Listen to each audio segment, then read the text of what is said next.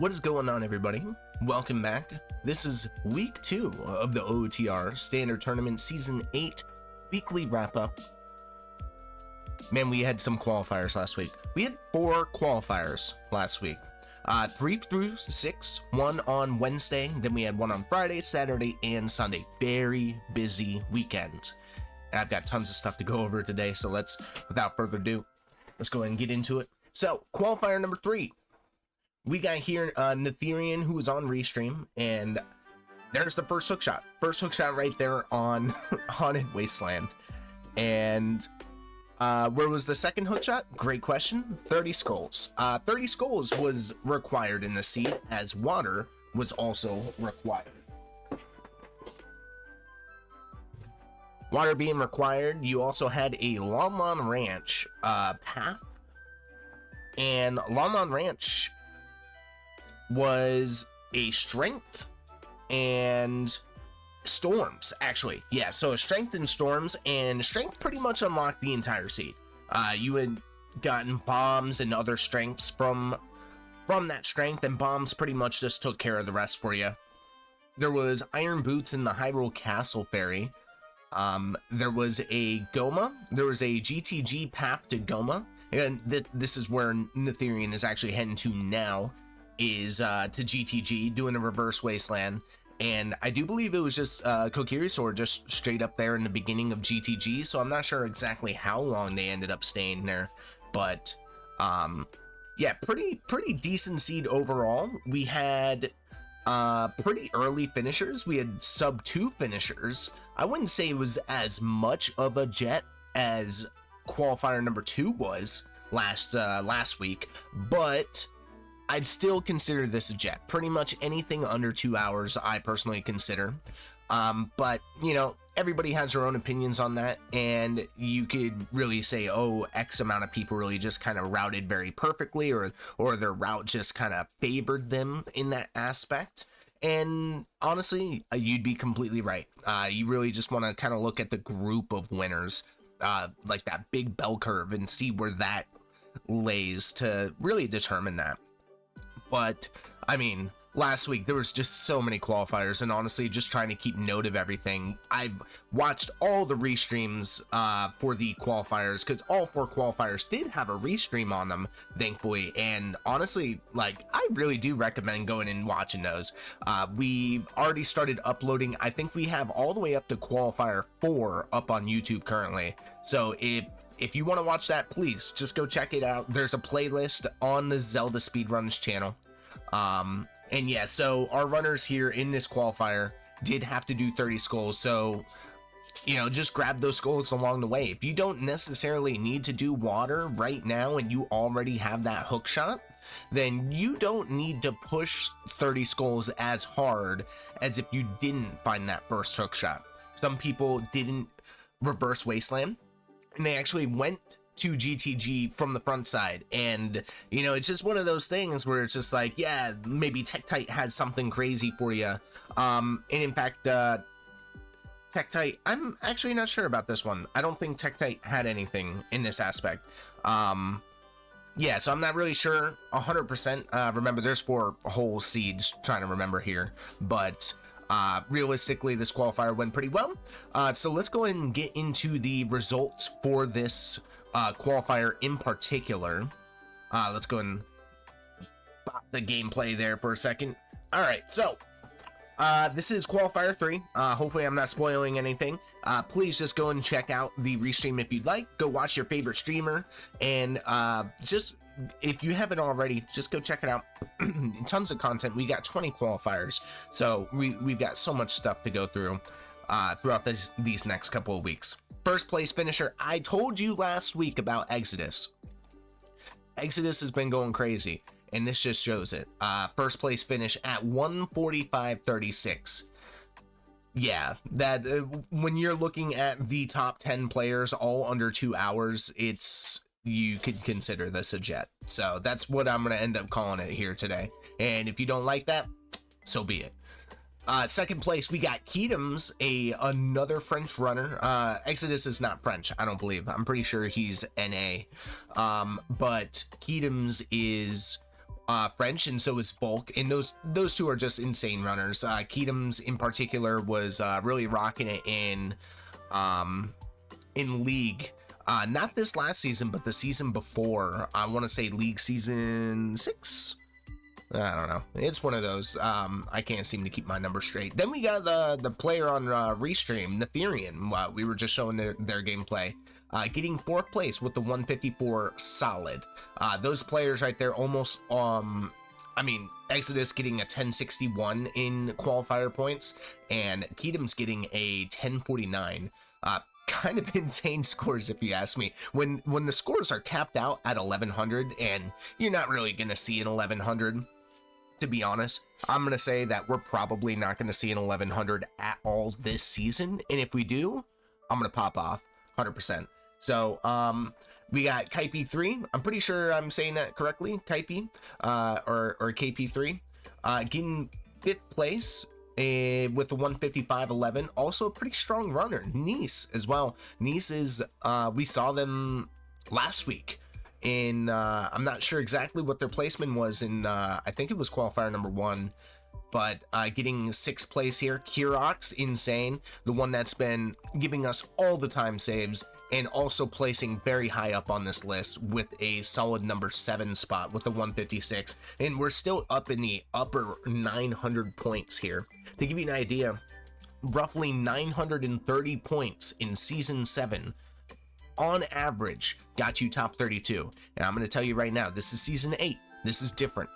It's very much different from season 7. This is not draft. We're not adding in, you know, crazy settings or varying settings from seed to seed.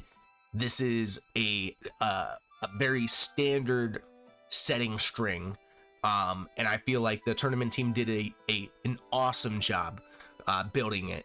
So I think that if you want to hit top 32 this season, you need to start hitting 940s and above on average. Now, remember, the top score and the bottom 3 scores, if you do 8 seeds, if you do 8 qualifiers, your top score gets removed and your bottom 3 scores get removed. So your qualifier number 2, 3, 4, and 5. Okay, your 2nd, 3rd, 4th, and 5th best scores are going to be your average, and we'll get into that at the very end when we end up doing the overall standings. Those are going to be what we calculate to get your average score in your overall score, which it's just your average times the, 4 times the amount. So next up we got Philip T2, or Happy Hiker Philip T2, as they were last season. Always playing, constantly playing. I'm seeing him in almost every single race. Obviously not every single one, but always pinging for races, and it goes to show. I mean, with the 156 8th place, still getting in that 970 score. Then we got Floosh. Floosh, one of those, he was a qual winner, I believe, in qual number 1. 1st place. Floosh is somebody that you should always be scared of, and we'll get into that a little bit later today. We got 10th place Cola. And you could read the next 14 there. I'm not going to go through every single one. Cola, one of the previous race mods, and German player, I do believe. Correct me if I'm wrong. So we're going to stick to the top 10 here, but I'm going to show up to 24 roughly, and I'll scroll down just a little bit so you can see. We'll go down to 32 here. But yeah, that's pretty much what we're looking at here today in the 3rd qualifier. So let's go on to the next one. There's Netherian in Forest. Say bye-bye, Netherian. We will see you next time. Okay, so the next one, we are looking at qualifier number 4. Qualifier number 4, we're going to feature Jimbo, who is also on Restream. Looks like they're going to be going through field here. Now, qualifier number 4. Why did I pick field? Roughly, kind of an area that I want to focus on. Is because field was packed. Field had, if I remember correctly, I wrote down a couple notes. Field had a major item in every single location. This was an all dungeon seed. Some of our players, especially in the qualifiers, look at all dungeon seeds and they jump for joy. Okay. All dungeon seeds are really good for points. They definitely give you a good idea of who the better player is, who routes better, whose seed does this route, whose seed does this favor based on their routing and how their play style is. And honestly, when it comes to like a full clear where you need to just do everything, that's what most players do want to see, is because that's where they know that their execution is going to come into play. And the thing is logic is still very much a big deal when you've got your spirit and shadow medallions, and those items, the items required for those medallions cannot be hinted on a Ganon's boss key path, which are the light medallion, forest, water, and fire medallions. If you get a hint for any of those 4 medallions, you know that those items along those paths cannot be for your shadow and spirit meds. Again, the people who do the restreams break it down very well. I'm here to just give you a little bit of a wrap up. So I will do my best to explain these types of things. I understand it for the most part, but I'm also not the most knowledgeable when it comes to that. I can't break it down 100%, but I'm going to do my best. Absolutely. And if something comes up like that, we're going to make sure that we include it like in here. So qualifier number 4, mirror was the casino item here. And when I say casino, I mean completely unhinted. Okay. There's no way to logic it out. All you knew is that mirror had to be in one of like 3 locations pretty much. Some people had the ability to do inside Ganon's castle. Inside Ganon's castle was dead, but it was really a choice between ice and fire. And I mean, when you have all dungeons for Zelda's Lullaby, you pretty much knock everything out. You have an early fire boss key, so fire temple becomes a looming threat over you. Do you dip back into fire? Do you just hit that bolero? Magic 1 and 2 were sitting in the Hyrule field. Oh yeah, let's go over that. Hyrule field had 6 items. 6? Yes, Hyrule field had 6 items. Okay, that includes the song. So ZL was very much hard required. So we include that with the Hyrule field 6 items there. Magic 1, I believe Magic 1 was in Tektite Grotto. Magic 2 was somewhere Southfield. One of those two. I don't know. It could be Open Grotto for all I know. I do know there was a Strength in South Hyrule Field, and it was the Scrubs Grotto, I believe. And then there was Long Shot in the Remote Grotto, which is still considered South Hyrule Field. And then there was a Hammer and Boulder of Destiny. So there was a total of 6 items inside of Field.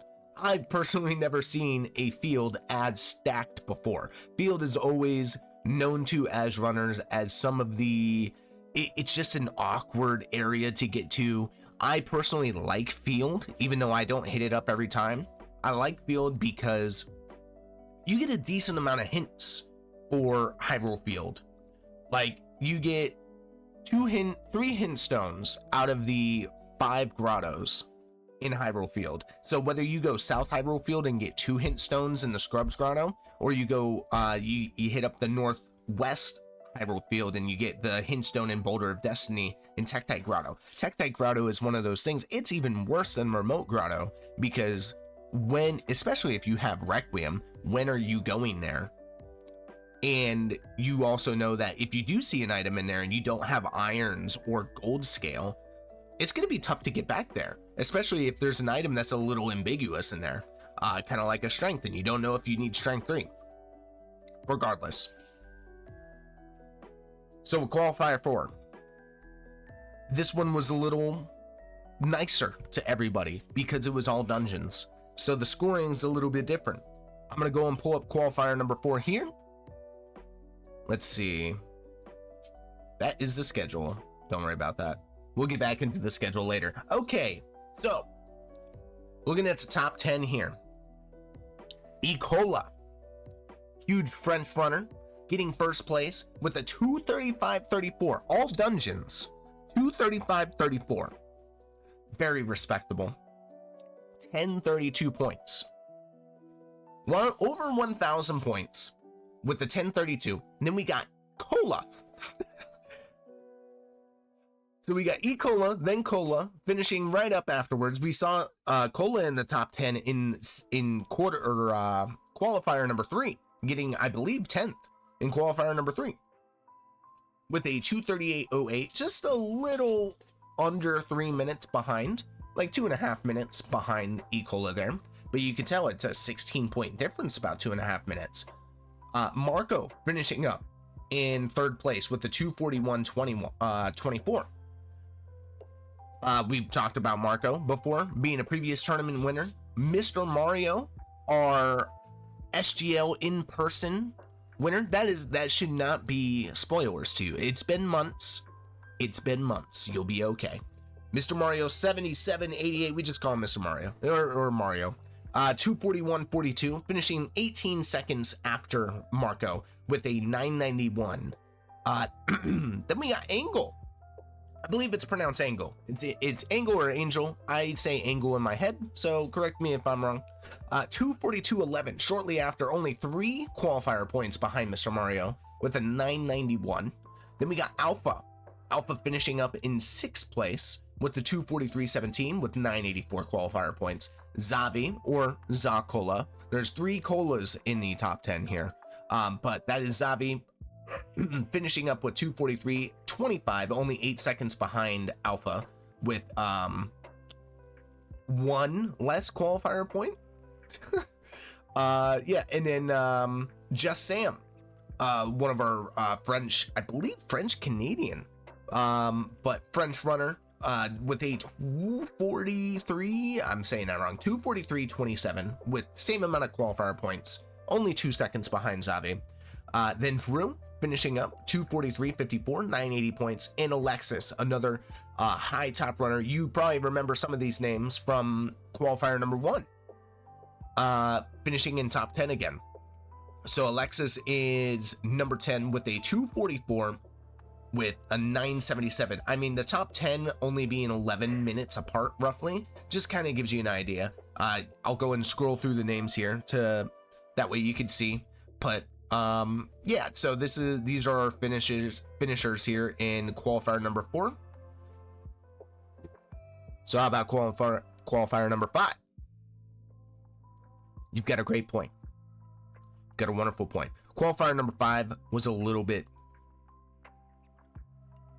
man, it kind of punished you, I guess. Yeah, qualifier number 5 kind of punished you a little bit. Let's go and get this off screen. Sorry about that. So qualifier number 5, we're gonna go with Alpha. You just saw them in the top 10, and I believe they got 6th place in the last one. Yeah, we're gonna go with Alpha here. Alpha in the Fire Temple. Why did I choose Fire Temple to be shown for Alpha? That's a great question. All dungeons or Serenade. Don't worry about him dying there. Sorry. All dungeons for Serenade. He's gonna parry. For Serenade was Deku and DC. Okay. So if you start with a stone and your only 2 AD items are for Deku and DC. I'm sorry, I think I might have that wrong. Regardless, a lot of people got baited into fire here. Yeah, I definitely have some of that information wrong. That's on me. I'm sorry about that. So there was a hammer hinted path to Bongo Bongo. And fire was a stone. So yes, fire was a stone. It was not required to do. A lot of people saw that hammer and went for the obvious play, which honestly you should go for the obvious play here in this aspect, especially in a qualifier. You don't want to make some outrageous play and 9 times out of 10 it's not going to work out for you. So the majority of runners got baited into doing all dungeons. They got baited into doing Deku, DC, fire. Well, if it's just path to the hammer, why are the runners getting baited into doing Deku and DC? Well, you get a very early K sword, I'll tell you that. Kokiri sword. You get it very early on. DC was required because Dins was in DC. So, some runners just accidentally did AD. It wasn't an oops AD, it was a oops, I didn't mean to do AD. So, the hammer being path to Bongo Bongo, well, if it's not in fire, what else is hammerlocked? Well, that's a great question. DMC, Death Mountain Crater Fairy, is hammerlocked here, but that didn't have our item. Well, there's the Gerudo Valley Hammer Rocks, that's also hammerlocked. Great, yep, good choice. It is in fact hammerlocked, but no, there's one obscure check in GTG, Gerudo Training Ground, that is hammerlocked. It is if you go to the right side of GTG, the chest that has the fire surrounding it, it is required for you, logically, to have the hammer to get that chest. Whether that chest has a key, and it makes part of the maze hammerlocked, or if there's an item in that chest. But you could just roll through that fire with invincibility frames and get the chest. We do the same thing in Water Temple. We do the same thing with the fire chest. We backwalk or roll through fire to, it's very much allowed and legal to do. So that chest had lens. Well, okay, then what does lens give us? Lens logically can do two things for you. In logic, lens can get you the treasure chest minigame. And the treasure chest minigame here was the correct answer. Lens could also be required for crossing the wasteland. From the wasteland torches onward, if you don't have Requiem of Spirit, it's required, logically, to have that lens. Like if you get a vanilla Requiem of Spirit, that lens is somewhere along the line going to be required for that. I don't think that came into play here. What did come into play was treasure chest minigame. What was on treasure chest minigame? Hovers. It was easy. I say that, not having played the seed, but it was pretty easy. Once you get the lens and you follow the one check, you realize, oh, this is hammerlocked. Before I go do fire, maybe I should just go check lens minigame real quick. It's going to take less time, and you could pretty much get confirmed, okay, this is for fire. Yes, you're going to be a little bit later to the game, but especially in a qualifier, if you're it's maybe a minute out of your day to maybe a minute and a half to go do lens minigame.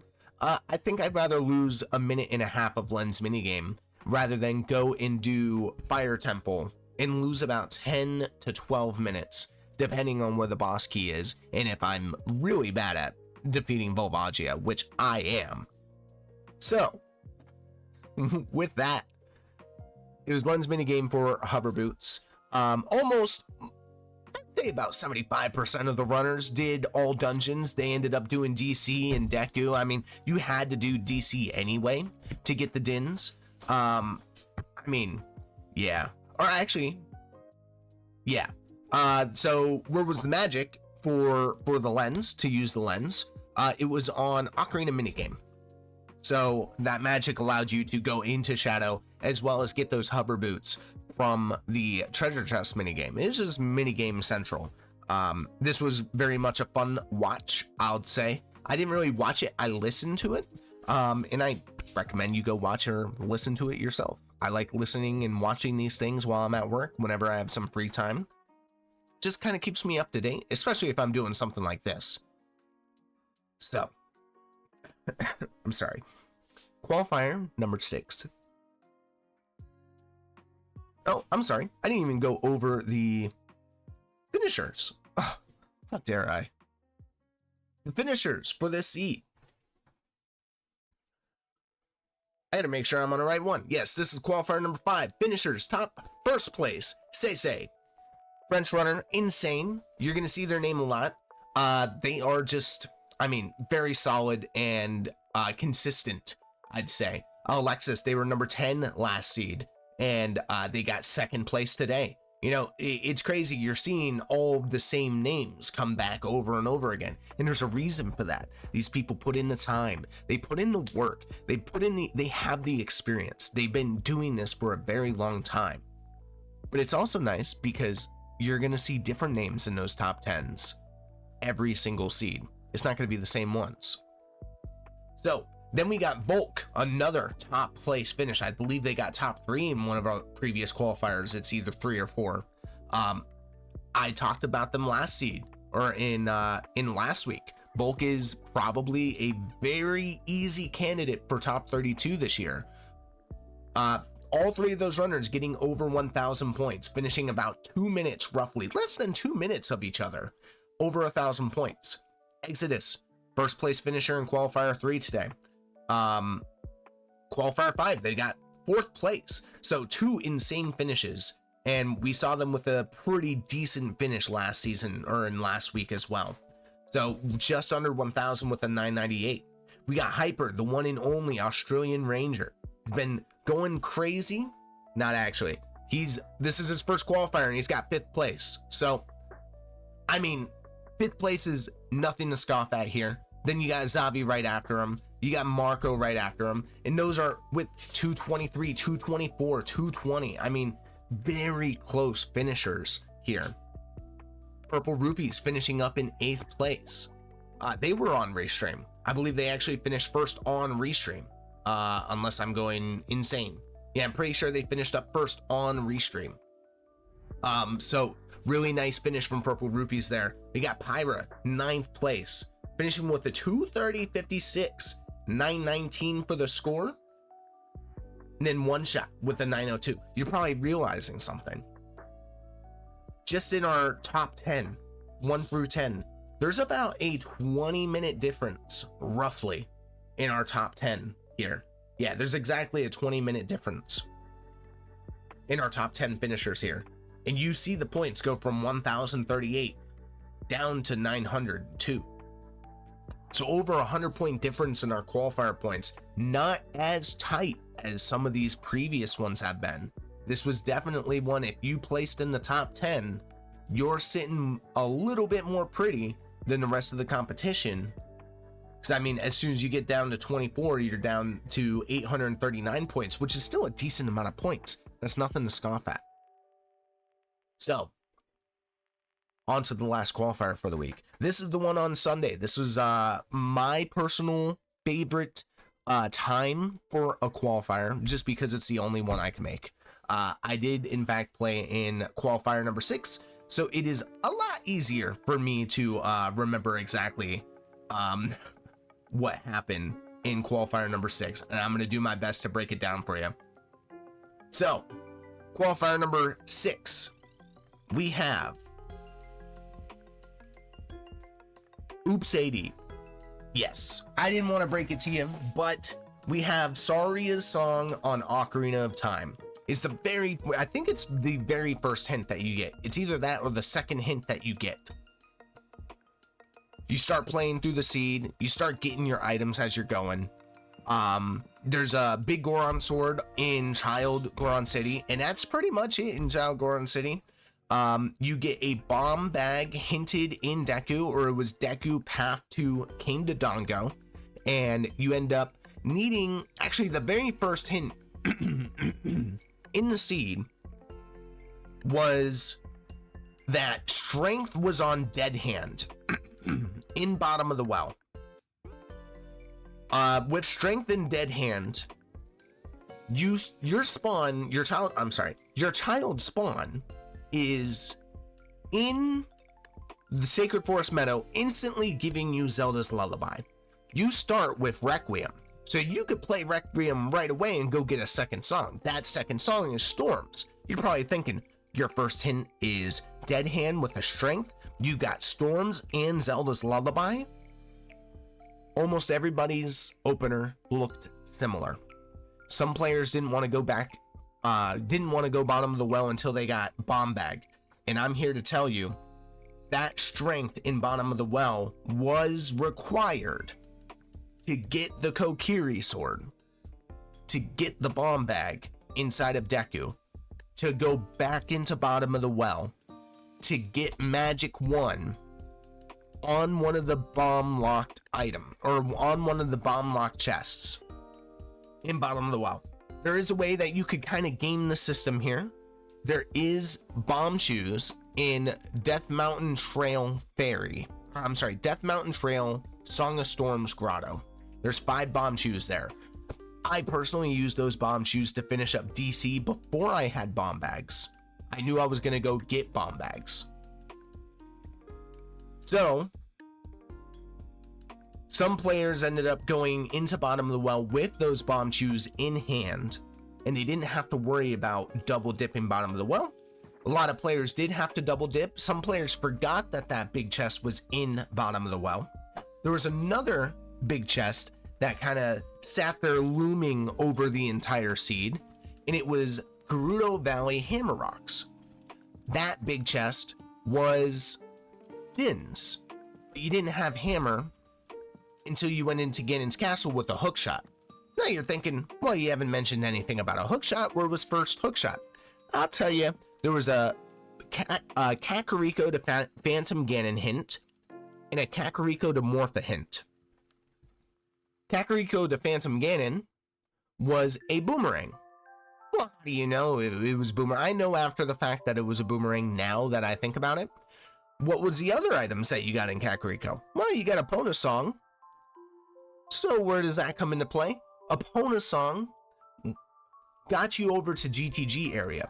You get a bow somewhere along the seed, and there is a hint for horseback archery to get Rudo's letter on horseback archery. I never personally found that hint, but I heard that it was in the river. Ooh, who goes river?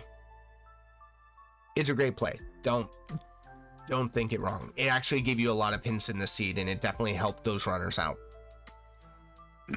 So, Rudo's letter is on horseback archery. Well, why else did you go to GTG? Well, other than the Rudo's letter that some players didn't know that they were going to get. Gerudo Training Ground had a scale. That scale had no logical implications as far as I know, and was useless. But it definitely makes you think after getting that scale, and before or after getting that Rudo's letter, seeing the big chest on the Gerudo Valley Hammer Rocks. There was also 2 other items in Gerudo Valley, and just like our Hyrule Field in our qualifier number 4, Valley was loaded up with items as well. There was a lens. There was a lens inside or on the crate in Gerudo Valley. You didn't have a market foolish, so you didn't have to worry about that lens. You could look at that lens and never grab it. Then there's the fire arrows in the waterfall in Gerudo Valley. And you probably grab that because you don't know where your Dins is, and maybe it's just fire arrow locked somewhere down the line. You want to grab those just in case. So, this seed had first hookshot inside of Jabu Jabu. The very first check that you make in Jabu that is boomerang locked, which is the tentacle room, that was where your first hookshot was. Well, where was long shot? You still need long shot. You still need hammer. The hammer's inside Ganon's castle. Where's mirror shield? That's inside Death Mountain Crater. Where's strength 2? I couldn't tell you. Actually, it was in DC. Strength 2 was in DC. Strength 3 was in Hyrule Field. Some players got that, some didn't. You could probably tell where I'm going with that one. You didn't necessarily need it. Actually, let's go back. There is Rock Chalk. Gonna be getting their first hook shot here, so I'm gonna go ahead and show that. So, by the way, yeah, this is Rock Chalk, who was on a restream and is gonna be our player here for qualifier number 6.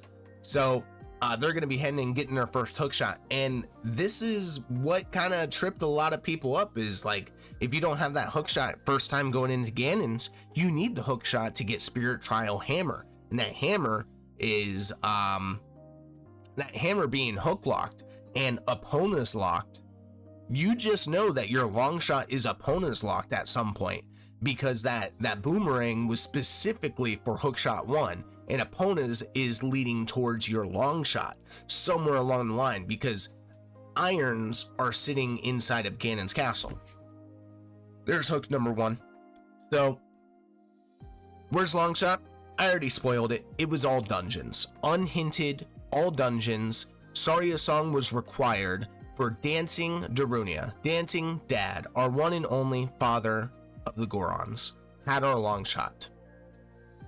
And it kind of sucked for a lot of people. I don't blame them. Some people went back in the Fire Temple and full cleared it. Some people went and did Ice Cavern and did that.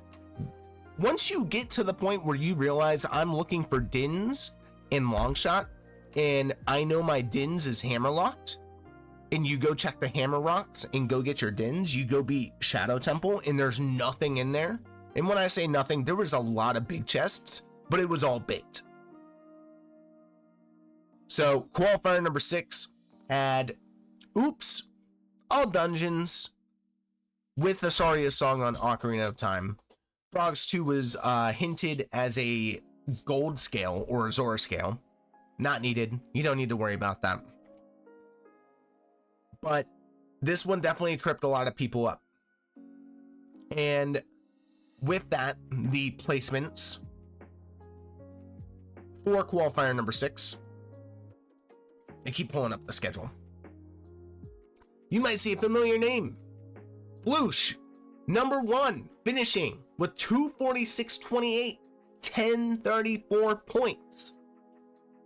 Honestly, with how bad the seed was with an unhinted Saria song, it makes sense that 246 is our first finish time.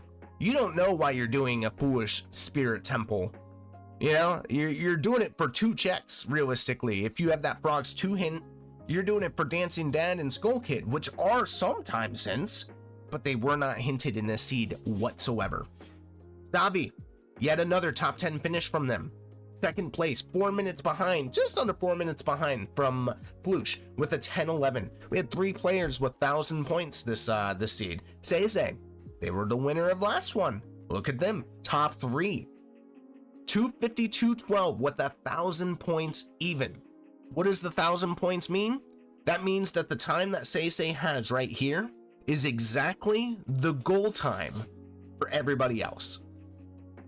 So, points start counting down from 1,000 with Say's time, and that's where we get Ryukane, who is Season 6 Ocarina of Time Standard Tournament champion.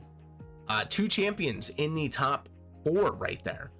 You have Zavi and Ryu, specifically with the Standard Tournament. I do believe Say and Floosh hold their own respective championships. I just don't know them off the top of my head. Alexis finishing in 5th place with the 253.38, 992 qualifier points.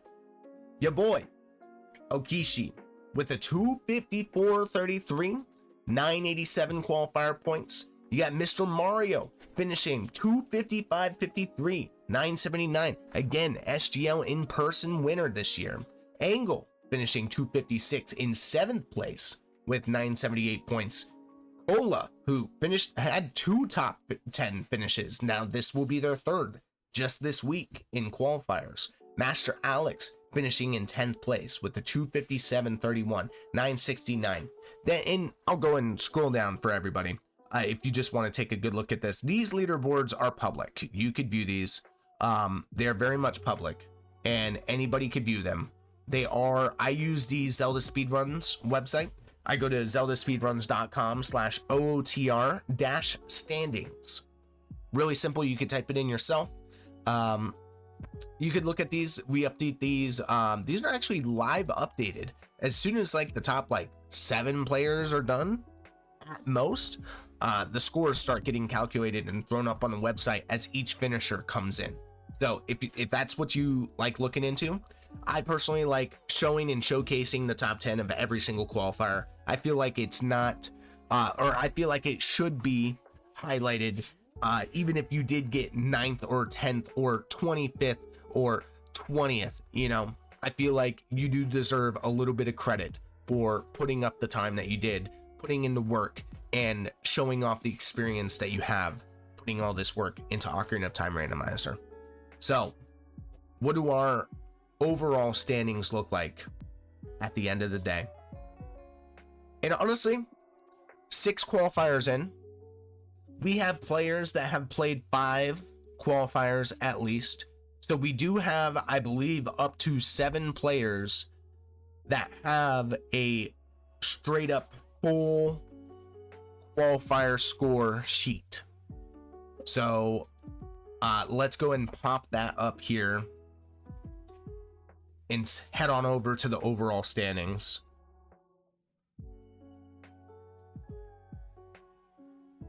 Okay, so in first place, I know it doesn't show the placement here, but in first place we have Alexis. Actually, you know what? Maybe I could just change that on the die. In first place, we do have Alexis with an overall score of 3957. 3957.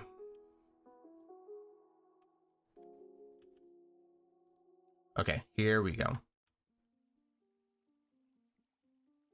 All right, we'll go and do that. We'll just keep that up on screen. All right, so Alexis with a 3957. Oh, you know what? You can't even see that. 3957 in first place. Their best result being a 1039, which I believe we saw here today. Second best result. So their best, again, gets dropped. Their second best is the first score that starts getting counted. All right, let's go and pull that out. There we go. There's the whole thing. So first place, playing a total of 5 races, and this is all 5 of their scores. Their worst score being a 958. I think it's safe to say Alexis might be locked in for top 32. Cola, number 2. Best result being a 1016. Has played 6 races. They could only play 2 more for all of their races to count. After they play 8 seeds, you can keep playing qualifiers all you want. But those qualifiers after your 8th qualifier will not count towards your overall score. Overall score for Cola is a 3849. That's pretty good. Worst score being a 940 currently that's being counted with a 1016. Realistically, if Cola wanted to, Cola could upgrade their score, get a better score than 1016, drop the 1016 down into being counted, drop the 940 and add about 14, 17, so 31 and 47 points. With a better score than 1016, they could add 47 points to their overall and get just under a 3900, and then they could beat that score again and drop everything down a little bit more and add more points onto their total. So, third place, Marco, finishing with 5 races with a 3765, 996, and the lowest one being an 874, 3765. At this point, I'm no longer going to say you're locked in, but I will say this does look like a score that might be able to make it. We have 14 more qualifiers to go for. We have no idea what the end is going to look like. And as we get closer to the end of the qualifiers, it's going to be a lot closer, where 1 or 2 qualifier points completely determine the placements in the matchups. Fourth place, we got Exodus, who's putting up some really good times with the 1061 with that first place finish, 998. Worst score being an 879, but still overall great. They can play 3 more races, so they have room to move up. Alpha, total of 5 races with a 3368. You do see a little bit of a drop in the qualifier scoring here from 37 to a 33, but that doesn't mean that Alpha cannot move up. They could definitely drop some of these lower 800s and move up with some higher scores. Then you got Jimbo in 6th place with a total of 5 races. Same thing here. You could definitely drop some of these scores. They played 5. They could drop 3 scores here. And as long as they're getting over an 896 or a 941 realistically, they could go and bring these scores up. This is what it's very awkward in the beginning of the qualifier stage to go over the overall standings, but as each week goes through, it's going to get more and more accurate. You got Zavi, who played 5 races, same thing. They did forfeit one of the races, so only 4 of their scores are showing, but that last race there is being counted because they showed up. They did forfeit with a 0.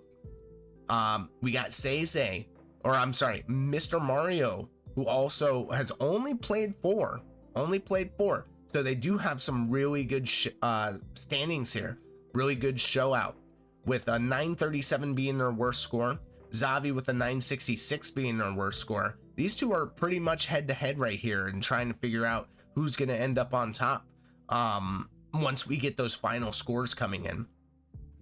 Seize following up with Volk, 9 and 10. You got Drew in 11th place, Flea in 12th. You got Me Think So following up in 13th. Zephyr, who's played 6, had a little bit of bad luck in a couple of them. I do believe they've had to forfeit 2 of them. And it does happen. That's why you're able to play 8. You don't have to play, you don't have to stick to the 5 that's being counted. You could always upgrade your score. You have a chance as long as you could play more. Then we got a bunch of players who've only played 4 down to 3. We're going to go and name those off real quick. We got Netherian, who did have a good show out with 4th place, and I believe it was the first one that we did in qualifier 3 today. We had Sora with a with 4 with a 25.53. Krez, Weighty Words, Christopho following 17th, 18th, 19th. ACU, or a creative username, following up in 20. We got Narvel. We got Floosh, who did forfeit, and that's why, you got 1045, 1034, and a 958. So the only 2 scores that are being counted here is 1034 and a 958. Then you got Ryu Kane and Juke following up in 23rd and 24th. I do believe, let's go and just pop down to the 32 real quick. Yeah, we're going to stop there at the 32. We got Angle, Tanjo, Nopons, Sanzu. We got Chuckles 501, One Shot, Seti, and Bonnaroo filling up for the 25th through 32 slot currently. These players all have massive room to increase their scores. Does look like Nopons has already played 5. You got 3 more to go, brother, and much room to move up those scores. 900s you like to see. So honestly, all these scores are pretty good. This top 32 currently is not a guaranteed 32. We still got 16 qualifiers to go through, and we've got tons of stuff to go through as well. So what's the schedule look like for next week? Well, next week or this week. Yeah, it's going to be this week. We're reaching the end of November. This is the last week of November, and as you know, in NA, this is Thanksgiving week. So the tournament organizers had to work around Thanksgiving, given a day before and after. So that's why we don't have a qualifier Wednesday, Thursday, or Friday. We do have a qualifier pulling up on Tuesday at 1 p.m. Eastern Standard Time. We've got Saturday pulling up another qualifier, 5 p.m. Eastern Standard Time. And Sunday, another qualifier number 9, pulling up at 2 p.m. Eastern Standard Time. So, 3 qualifiers to cover next week. It's going to be a much shorter video, hopefully. I'm sorry, I didn't mean for this to be 45 plus minutes long, but you know how it could be. I love talking about this stuff, and I hope you do too, because this is something that, as a community, should definitely be shown. And I appreciate having the platform to be able to do that. So with that said, I'm going to get up out of here. I'm going to leave your ears alone, and we're going to go play in the next qualifiers. Today is Monday for me, breaking the 4th wall here, whatever. Today is Monday, and tomorrow is Tuesday, qualifier number 7. I'm going to be playing qualifier number 7. I'm not going to be participating in the tournament, but I can't get away from those qualifiers. They are very much fun. The community is very fun, and if you're interested in playing Ocarina of Time Randomizer, even if it's just casually, this is covering the competitive scene here. Even if you're just a casual player who likes to watch the competitive scene, or if you want to be a casual player, I recommend it. Go check the OOTR or Ocarina of Time Discord. You can just Google it, it pops up. We'll probably drop it down in the description below. I appreciate every single one of you. I'm gonna leave you alone. Have a great day. See ya.